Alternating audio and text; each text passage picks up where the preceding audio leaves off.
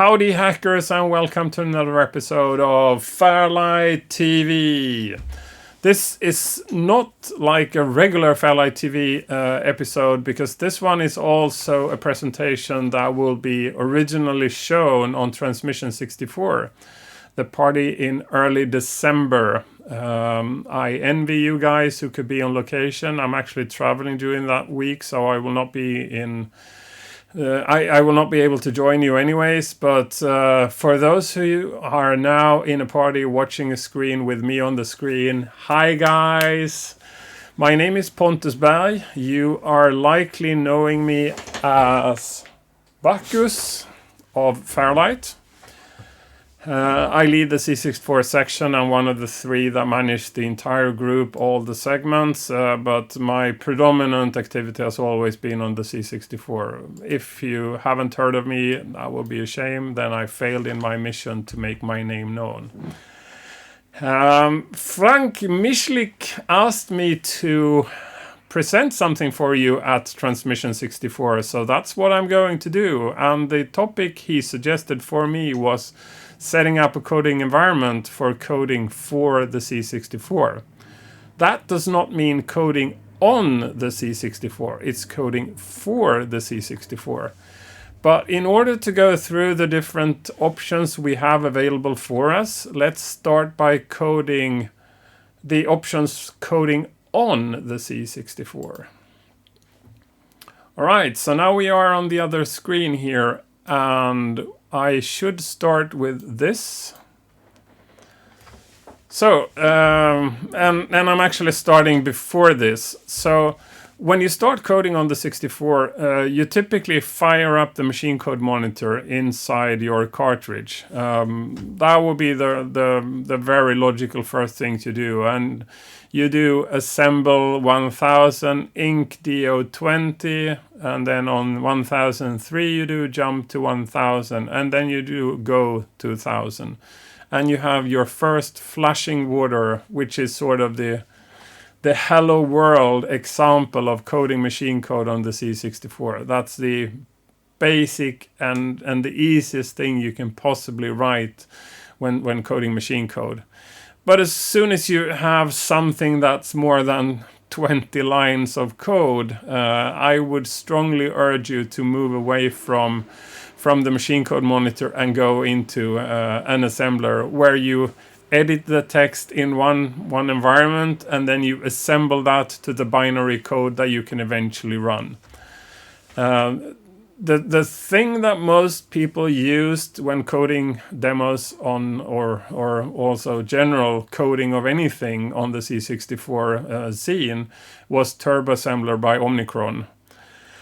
I've also seen that my 5.1 version is one of the more spread. Antitrack did the original crack of the program, and then people did their own little tweaks and patches. Most of them were sort of around ensuring that you had your favorite color scheme in the environment. I think I did a little bit more than that. I made it action replay compliant, so when you did the memory view, it wouldn't crash your action replay. And I also think that smash and return would point you back to the actual assembler so unless you change the NMI vector inside the running program, you can smash your restore and you would return. That was a handy way to do it. Turbo Assembler has a number of rather significant limitation. So in general, coding on the native machine gives you limitation of speed. You are running on 1 megahertz. You're not running on a modern PC with gigahertz and parallel processing and what have you not, multiple cores and all of that. You have a very limited storage. So when you're storing your files, you cannot like slam control save every second or every 5 seconds, because every time you save on the c64, it's adding a file to a directory, and eventually or quite quickly your disks become full. So This is where the 1581 became rather handy, and also having something like Jiffy DOS installed in the machine, so you could also save at a reasonable speed. Memory, that's sort of the predominant constraint. If you are coding anything whatsoever and you have the assembler, your source code, and also the binary sharing the same 64K of memory, that is a massive restriction. If you are coding anything that is remotely beyond or even a fraction beyond the very basics, then you would run into issues with that sort of memory constraint. For me, one of the bigger issues as well is the limited screen estate. I mean, the 64 would have 25 times 40 characters. Where if you see the screen here, that the lower two are actually occupied by information messages. It's sort of an information bar.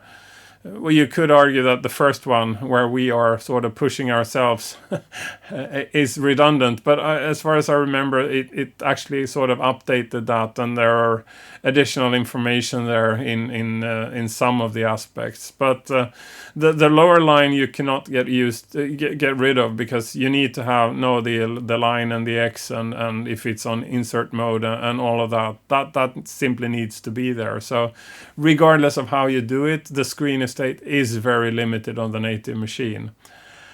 And the functionality of the assembler is also restricted. I mean, the normal 5.1 is non-macro. So if you wanted any sort of macro functionality, you would need to have the specific Turbo Assembler Macro Edition. And that one was, it had macros, but it ate another hex 1000 bytes of memory. So it started at 8000 rather than 9000. Giving you even less memory available for your binary.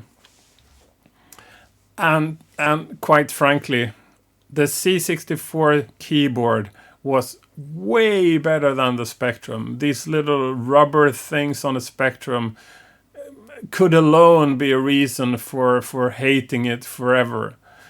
But getting back to the C64 and typing on a real piece of hardware today, compared to typing on your normal PC keyboard, it's not that good, is it? No, not really, no. It's decent for its time. It was absolutely good, but you couldn't change it. I mean, it's an integral part of the machine, so you have to have that keyboard. That's what you stick with. And it has to. You simply must make do with what you have. But if you code on a PC today, you can select from hundreds of different keyboards that fit your need.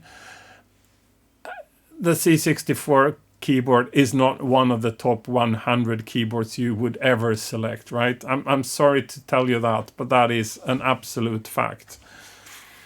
Okay, so TurboAssembler 5.1, if you insist that you want to code on the 64 and you want to have the maximum number of restriction but still want an assembler, then the best option is TurboAssembler. I couldn't for my life imagine why you would want to do that, but if you insist, that's where it is. Okay, the next window I'm going to show you here is the Cross Assembler by Fairlight. We spend a lot of time developing our tools, ensuring that we sort of have the best tools available. So I'm not showing you the Fairlight edition of standard tools just because I want to promote our stuff, but I would actually like to think that we did a lot of good when it came to developing relevant development opportunities for people. So Exas is a development kit based on TurboAssembler. The main difference is that it's sort of running in... it's supporting the RAM expansion unit, REU.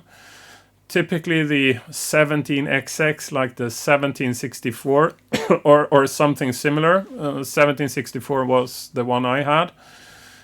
We upgraded them to be sort of 512K, which I think was the absolute maximum you can get them to do. So what this is doing is using two banks. I've explained this before in other contexts, and I actually read up on the instructions now, and I think I got it a bit wrong, but doesn't really matter. So what you do is you run a source bank and an object bank. A source bank is where the assembler is, where the source is, and the object bank is where you place all your sort of binary resources, like the music and like the graphics and code by somebody else. Everything you just throw into the object bank. And when the machine is then assembling, it's not assembling to the RAM of the actual computer. It's assembling into the object bank. And then when everything is done, it copies down the memory of the source bank into the current bank into the source bank, and then it copies the binary the object bank into the computer RAM, and then starts the program. This is all sort of non available to you. This just happens in the background. Oh yeah, thank you so much. That was my Google Home saying it couldn't connect to the internet. Sorry about that. So the cross assembler is sort of the Exas is using the same machine and the RAM expansion unit basically like a cross assembler. You only need the disk state of one machine, and everything is really smooth and really fast because you are assembling it directly into the object bank, which is then swapped in. So the only thing you need is to have this little one block routine that will get you back into the source bank. That was also written to the object bank. Unless you borked it, you would just sys where on the page where you have put that return routine. And if you totally trashed it and you would want to get everything back, what you could do is just load a little file that you would have on your disk, which is also one block big, and then boot that and then return to the source bank. So this is it was a very good way of preserving your source, because having a program going berserk would very, very unlikely trash anything in the RAM expansion unit. Unless you kind of coded RAM expansion unit programs, your programs were safe in the source bank. I could show you this as well. So the XMEM assembler, again based on Turbo Assembler, but it had one other thing in it. And these are the additional new commands. You can select object bank, select disk drive. Not everyone would want to do work with device 8. Potentially you would have your device, your 1541 as device 8 and your 1581 as device 9, and then you would save your source files to device 9. And we have support for that. That was absolutely not in the original. Hunt for labels, and then here setting the page for the return routine. But one of the more prominent additions to the kind of capabilities of the programming environment was Tronmon. That is original piece of work by Mikke Olsson. Where you could actually edit like a standard machine code monitor, but you could select the bank you worked with. It could be the current CPU bank or the current computer, but it could just as well be one of the 64K banks inside the RAM expansion unit. I mean, today Vice doesn't support the RAM expansion unit inside the machine code monitor. So I'm unaware of any other mean to access and modify and inspect the RAM expansion unit content as Tronmon did already in '93. So let's see here. Here is Tronmon commands. So Tronmon 2.1 is the version that we shipped with Exas 3.3, which I think is the last version we shipped. It's sort of built on the Action Replay monitor syntax-wise, so that's where we took it from. But it has a number of quite nice features. Numbers, you don't need to have the preceding 0. You can just do 8 rather than 08 if you want to. And you can have commas and you can have spaces. It understands both. So that's also one of the things it could do that no other or very few other monitors would do. Bank select is where you select if you want to work with the current bank in RAM or if you want to select one of the RAM expansion unit banks. Yeah, and then it has, this is on fairlight.to/docs if you want to read up on the Tronmon. That's that page. So the third thing you can do is a cross-assembler. And cross-assembler would be 2 machines where you have the source in one machine and also the source and the assembler, of course. And then the result would be sent over some sort of connection to a receiving machine. The receiving machine would need to have some sort of receiving routine that would manage the incoming signals and boot up or whatever. There are solutions for this that has been around for a long time. You could have 2 c64s doing this, but predominantly the source machine and the machine that ran the assembler would be one of the bigger machines. In the first years it would be an Amiga, but sometimes, like a few years later, it was more and more common that other machine was a PC, and that's, I think this is more of the setup that the professional developers of the software houses were using. Some sort of bigger machine that would assemble to the c64, and then the c64 would be just a slave having this little thing, the receiving routine in it, and then it would boot and then it would run. The solutions I have seen for this, they have all been so that you could store things in the c64 memory and run it.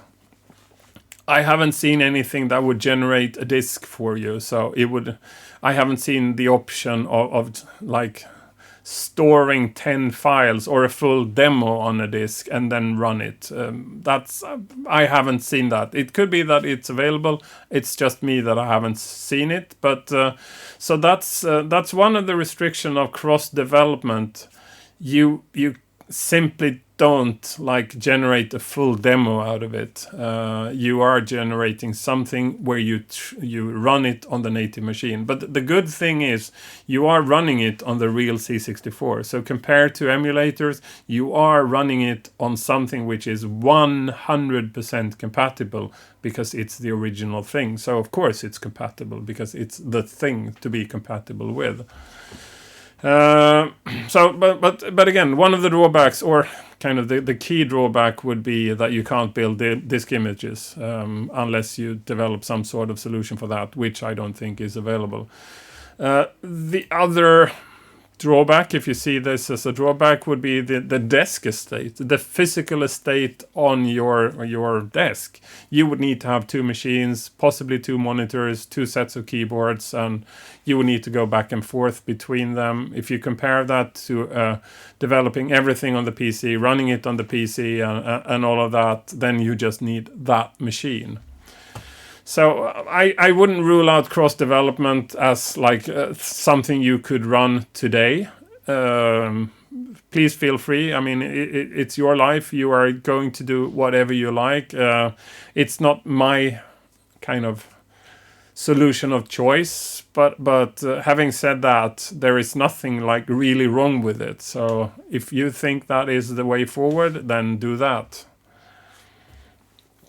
So now we're getting into the meatier part of this discussion, and that would be using a bigger machine, because one of the things I would like to iterate is that no one will thank you for investing more pain and effort into a production than is needed. They would judge you by the result. They will not judge you by the inefficiency of your tools. So if you are going to cut down a tree, you can do it with a knife. It takes forever, and it's probably also a bit dangerous, but you can do it, and you can do it with an axe. But you can also do it with a chainsaw. The chainsaw is so much faster, and it gives you the same result with a lot more precision than the other options. But again, once the tree is down, nobody cared how you did it. They would possibly consider you a bit of a retard if you did it with a knife. But again, you took down the tree, so please feel free to use a knife. It's just not my choice. I would like to always use the tools that produces the best result with the minimum effort, right? And nothing that runs on the native c64 is the most efficient tool. Okay, it's simply not. So the options that run on the c64, you can categorize them in two packages. And I'm now doing an analogy. Us being old, I presume that several of you are almost as old as I am. When we bought our first stereos, the thing you could buy for a reasonable set of money was this all-in-one kind of package. It was the cassette deck, it was the radio, it was the amp, and on top it also had the record player. If one of those pieces, or if you are a bit younger, you might have had a CD player in that set. But the general view here is it's an all-in-one package.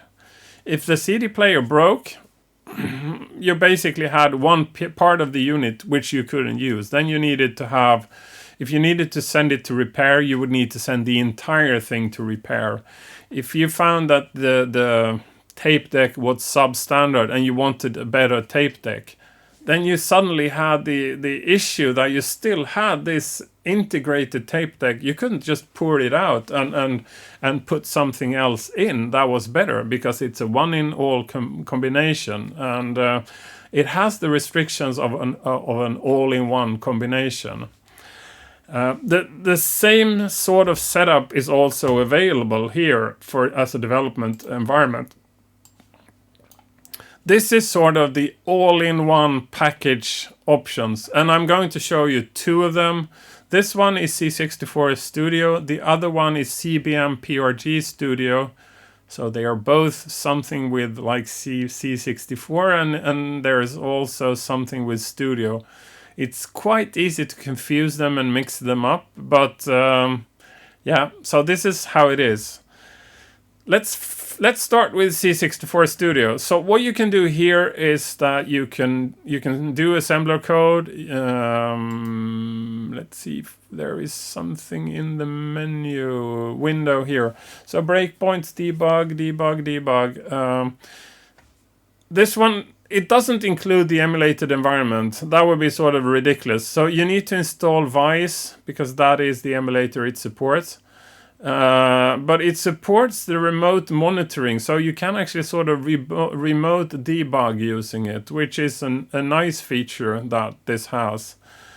But let's see, it has a text editor. So here you select the characters, and by clicking here and that, and yeah, I know this looks like crap, but don't kill me for it. So what you do here is you build screens out of the potential characters that you have here.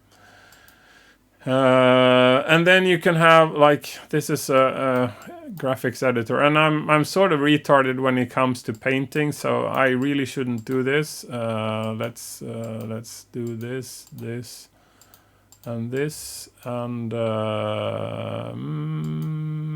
custom color mapping. Yeah, I don't know. This is not the program I'm using, so I'm just playing with it here for your enjoyment, and seemingly your enjoyment here means that I don't have any clue what I'm doing. I was imagining, you do like this. Okay.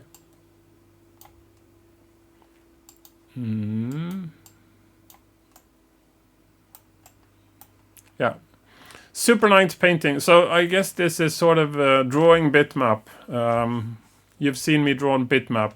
This is more graphics than I've done in 10 years. So that's also included. Charset editor, that's where you define the actual font, and screen editor is where you sort of make that font into screens. So if I take the A here, let's see if something, I use the alpha sign here.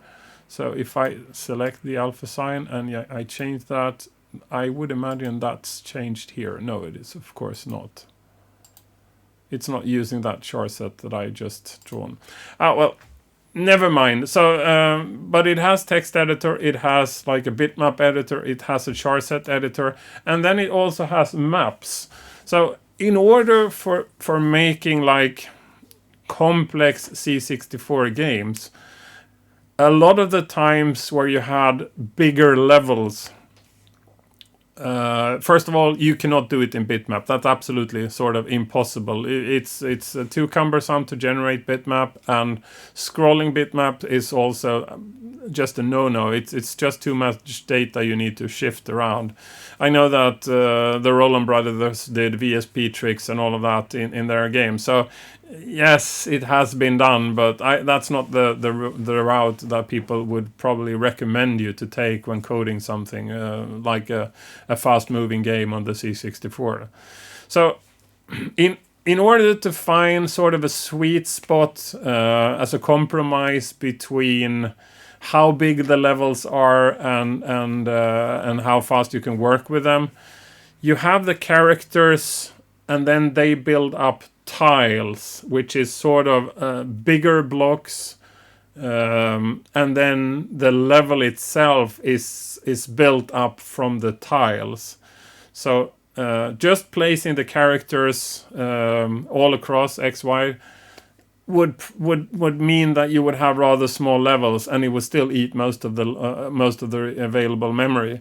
You basically need to have something in between, which is a cluster of characters, and then you have your map would be pointing to which cluster you would be using. So some sort of level between characters and the map would make the map a lot more, a lot bigger. Let's just say a lot bigger. That would give the opportunity of having a massively big map with which doesn't consume all the memory. And here we have my little assembler code. As you can see here, you could add to your project an assembler file, a basic file, sprite, characters. So that's character set, character screen, graphics, that will be the bitmap. Map, it's probably the like the map of tiles, and then value. Yeah, I have no idea what that is, but then you can. What you do here is that you can compile, you can build, you can rebuild. So build, if you built before, it will keep track of that, so it wouldn't build the same thing again. Build and run is also launching the emulator and running your code there. Debug is sorting a debugger as well. So it's running in debug mode. So, but what I'm going to do now here is build and run. And of course it starts on another window. And I have no idea why this, I think it's my Vice that is doing that. So now it loaded, I assembled this. Woo!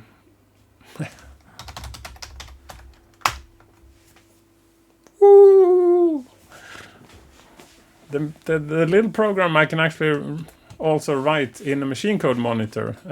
I can use it, I can poke it also using mnemonics, but or the hex code for this. But so I did this, I assembled that, and it automatically launched the Vice emulator. I did have issues. I'm not sure if I have a Vice version which is newer than 64 Studio is used to. I needed to take away the setting here. Probably won't edit file preferences, so tools. I think when running this, I needed to remove the true drive emulation on and true drive emulation off. If these were maintained, I would Vice will return an error when 64 Studio tries to launch it. Yeah, so this is it. That's C64 Studio. That's one of the all-in-one programs. No, we don't need no, we really don't need to keep any of that, because they were nothing that you would have any sort of interest in keeping. Again, that's not a program I use at all, but a similar program, which for me is a bit more mature, is this one. This one is CBM PRG Studio. It can do one thing that the previous one couldn't, and that is some sort of music. And I'm sure you would want me to test that, but I will just show it to you. I have no idea how to do music. So again, like C64 Studio, this one could do basic, it can do machine code, you can, and of course that ends up on another screen, you can do the same sort of thing with designing your fonts, sprites. Yes, let's do a new one. Okay, so and add a new. You can rotate them, that's nice. And you can do here you can do animations, so you can make an animation of sprites, and this is a very handy way. It's it looks really nice to draw it using this. And Scratchpad is when you make sort of yeah, a sprite composition that contains more than one sprite.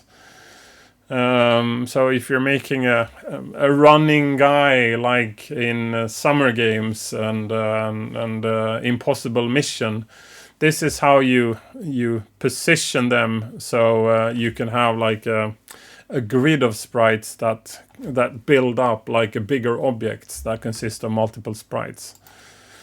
No, I will not want to keep that. And screen designs, add new screen designs. Yeah, so it's pretty similar to what you've seen in C64 Studio, where you can design screens as well. This is sort of a fixed screen, and you can generate. Yeah, it doesn't really fit on my screen. This is my little spare screen. So, but you can make multiple screens, and but again, it's not meant for like super big scrolling games. It's more like fixed screen games, like Impossible. No, what's that? Impossible. Yeah, fixed screens, and then you change to another screen. That's how you're supposed to do this. I don't think it has the tile thing and that, or does it? Quick select. All right, lines. Oh, well, you don't see that. It's showing up on the other screen. I don't use this part of the program, so I do use it for one thing. Yeah, and I should show you this. There is some sort of support for MIDI, so you can probably connect your MIDI keyboard and then record something, or you could do this. No, where is it? Here it is. Voice 1. It's changing something here. Again, you can tell I'm not a musician, and even if I was, this would probably not be my weapon of choice.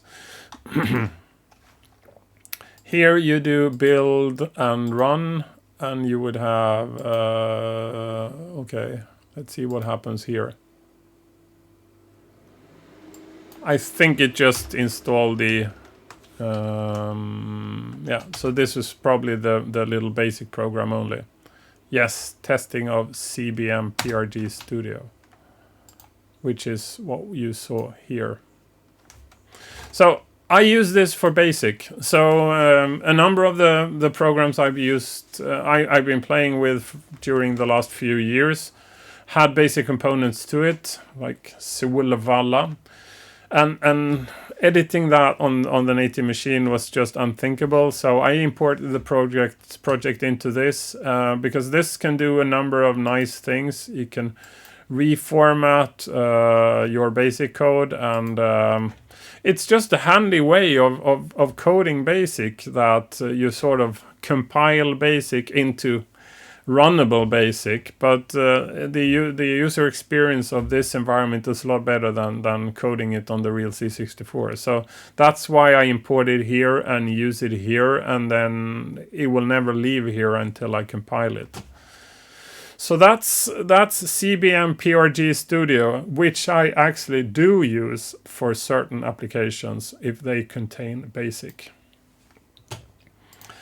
Let's go into the more, again, the stereo analogy is where you have a separate CD player, a separate vinyl player, a separate amp, a separate radio, and then you can upgrade each of the components and to have sort of a setup where the overall capabilities of your solution is what you want. So the solution is sort of held together by that you have selected the different alternatives for the different functions you would like to have. I mean, if you bought a DAT player, you could add that. That was impossible with the all-in-one solutions because there was no way to add a DAT player. There was no like physical room where you can throw that one in. So this is the same as the normal solutions I would recommend you to use. You want an assembler, you want an emulator, you want some sort of editor where you edit your text, and you want to have some sort of glue that builds that together so it's perceived as sort of an integrated development environment, an IDE, but it's really not. All the parts are interchangeable. So if you suddenly don't like the assembler you've been using, then just throw it out. Pick another one. I mean, the only thing you need to change would be if the glue needs to be adopted or adjusted so that it would encompass your new environment with the new components that you are putting into the context. The first one we're going to show you here would be this one. I had closed that one. Let's see if this is also not something I do use myself, but a number of the professionals out there who code for a living would use Visual Studio for their kind of commercial activities. This is VS Code, so it's the free version of Visual Studio, the editor part of it, which can do most of the things that you want it to do, I guess. What you then do is add Paul Hooker's little plugin to this.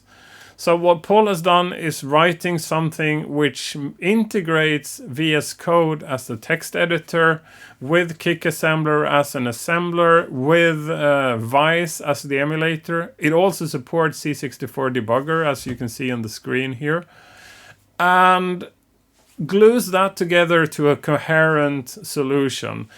The Fairlight demo section uses this. I'm not saying they use Paul Hooker's little glue. I'm sure Pantaloon has done his own. But I guess it's doing basically the same thing as Paul is doing here. So this is the solution for syntax, for gluing it together. Syntax highlighting is of course absolutely important because you want to ensure that the visuals would immediately, by coloring, tell you if you've coded everything right or wrong, or if you just kind of have a typo error in one of the mnemonics. That syntax highlighting will tell you if it's right or wrong. And I can scroll through it, so it has code snippet things and code completion, and Yeah, it supports basically everything you want. If this is your normal environment where you work, then this is the option you want. So follow Paul's instructions on on how to set this up. Install Vice, install yeah, whatever you need to install. You need to, yeah, Vice you need to install, and Kick Assembler you need to install, but then you need to configure it and do pick up C64 debugger when you're doing it, because that's also something you probably would like to try. It's a bit overwhelming when you try it the first time around, but it's once you get over the threshold or the hurdle of starting to use it, it's fantastic. It's something different than Vice.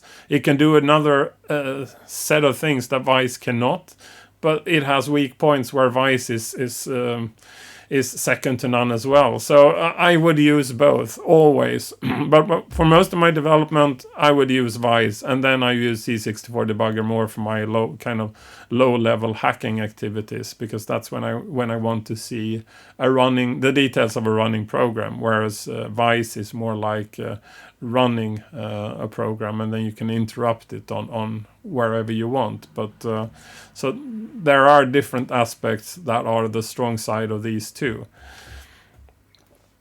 That was a bit of a detour from Kick Assembler for Visual Studio Code by Paul Hooker. And if you are used to VS Code, installing another plugin is probably very easy for you. So this is just one of those additional plugins that you use for this.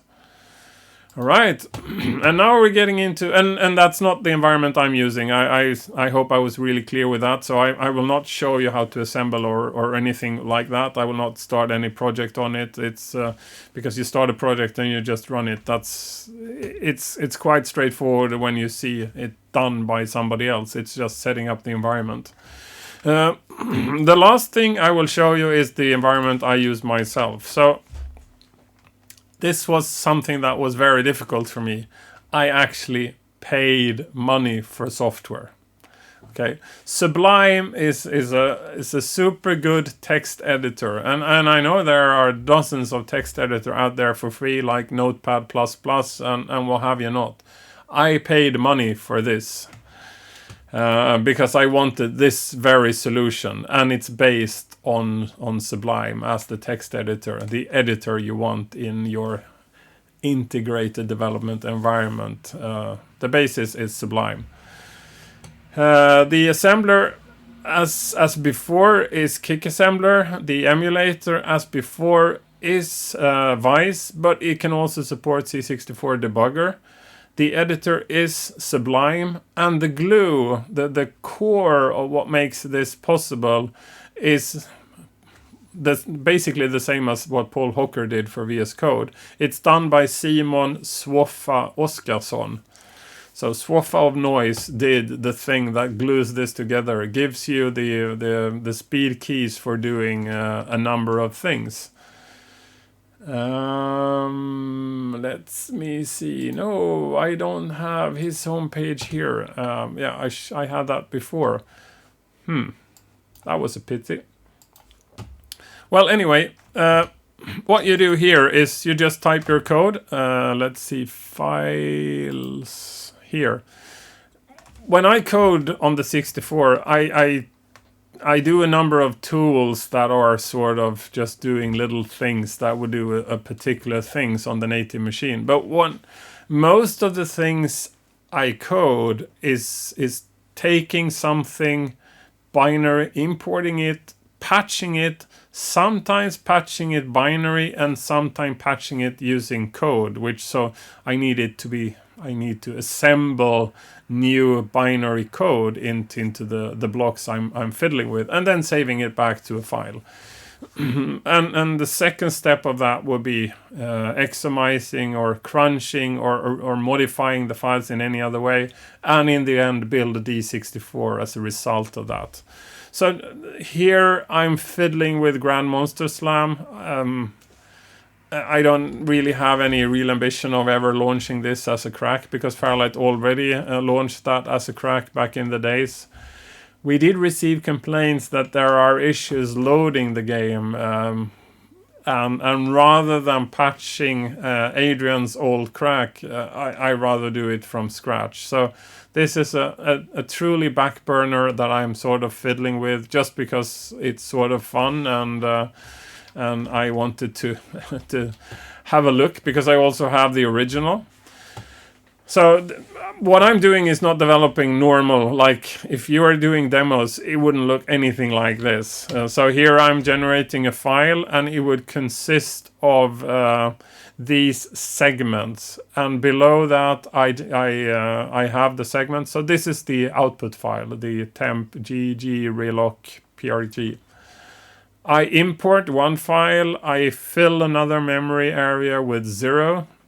That's sort of a wasted space in the game, so it compresses better if I 0 fill it, so that's what I do.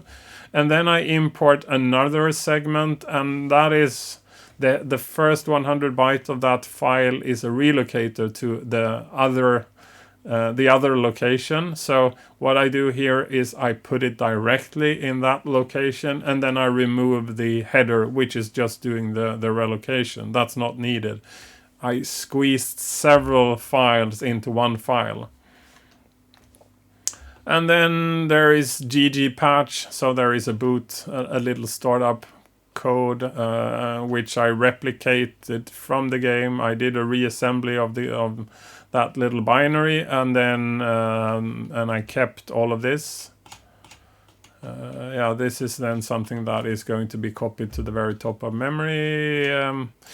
Yeah, and another file and another file. So every time I need to patch, I actually use the assembler to do the patching for me. File, and then the output file. I allow overlapping because that's the whole purpose of patching. You are changing something inside an existing file. And then the segment that should be imported that eventually needs to be patched is this. So what happens here is basically I relocate the file because the original file is in another location. So I set the correct location for the file, and I import it, and then it becomes that file. So it was one file, it became the same file, it's just a file on another location. Normally I would have another segment that would be sort of a patch segment, but that's not needed for just relocation. But Kick Assembler can do that as well for you. And yeah, so there is something else I should show you on how to do this, and that's the bat file. So normally in my projects I have a bat file. I know the professional ones of you would have a real make file where make ensures that you don't compress a file if it's already compressed. You don't assemble a file if it's already assembled. Sorry, I'm just a layman. I don't code for a living, so I'm doing my c64 stuff, and I know that make files is a thing. I just don't use it, so I'm doing a bat file. Assembling the fixed files you saw before, so this one. Exporting all the files in their change format, and then level crunching a number of files. And then the last thing I could also show you is the last thing I'm running is generating a D64, which is also one of the things that Kick Assembler can do. I know a number of people using Kick Assembler think that feature is a bit of a bloat. I personally love it because it does. I could use a third-party program doing very much the same thing, but it's for me there is really no harm in Kick Assembler also doing it. And I should do a build D64. It's this. So you do a .disk with a number of parameters for the header, and then you just import the files and tell what they are. And here what you can also do is import a block, which is the directory art for this. Yeah, let's do F7. I can't open. Oh, what is that? Okay, let's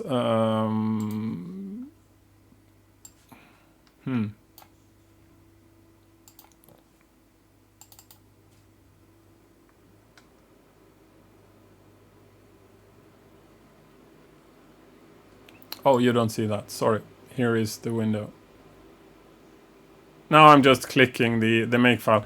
Normally inside the window you would press F8, and then when you press F8 it's calling the makefile. I have no idea why there is an issue, and I will promise you that I will contact Swaffa about it. It was during one of the last major upgrades of Sublime where that stopped working. So Swaffa need to do something to change something for the setup to work. So it's the glue is sort of itching here. Okay, what happened now was that I built everything. So I did the patching of the file, I run the Examizer on all the relevant file, and then I added them to a D64. So I need to start it like this, and rather than via total commander, rather than having an automated process, which I would have had if the F8 worked. Okay, we can see the directory here. Here you also see the directory art. That was... So this block of things down here, the lower file here, is this.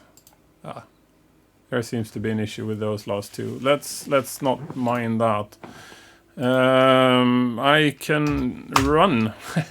we can conclude this little thing with running Grand Monster Slam, the intro of Grand Monster Slam. So Golden Goblins, it's Rainbow Arts. I can go out in style by having the Grand Monster Slam music running in the background. So thank you so much for listening. You have been listening to Pontus Berg, whom you might know as Bacchus of Fairlight, trying to educate you on setting up your development environment for developing stuff for the C64, but not on the C64. I would discourage you from using the C64 as a development environment. It's so much more efficient to do it on another machine, and most of the things I've said sort of applies to both Macintosh, Windows, and also Linux environment. Kick Assembler is Java, so it runs on all three. Vice could be built for all three. Sublime, I think, is also available for all three. At least I know it's available for Macintosh and Windows, where I run the Windows one. And then Swaffa's glue that makes it sit together also runs on. Yeah, that's also platform independent, because it's just sort of configuration of the of Sublime. So, oops. That was everything I had to say for today. Thank you so much for listening, and again, humble thanks for taking the time, and I do appreciate that you at Transmission have taken your time listening to this rather than having a chat with your buddies on location. Everyone at Transmission, hi, and looking forward to seeing you somewhere in the near future, and all the best. And if you are watching this on Fairlight TV, don't forget to subscribe, because you do want other things such as this one as a reminder in your inbox. The little clock button is also needed for some strange reason, so do click that one as well, and bye bye.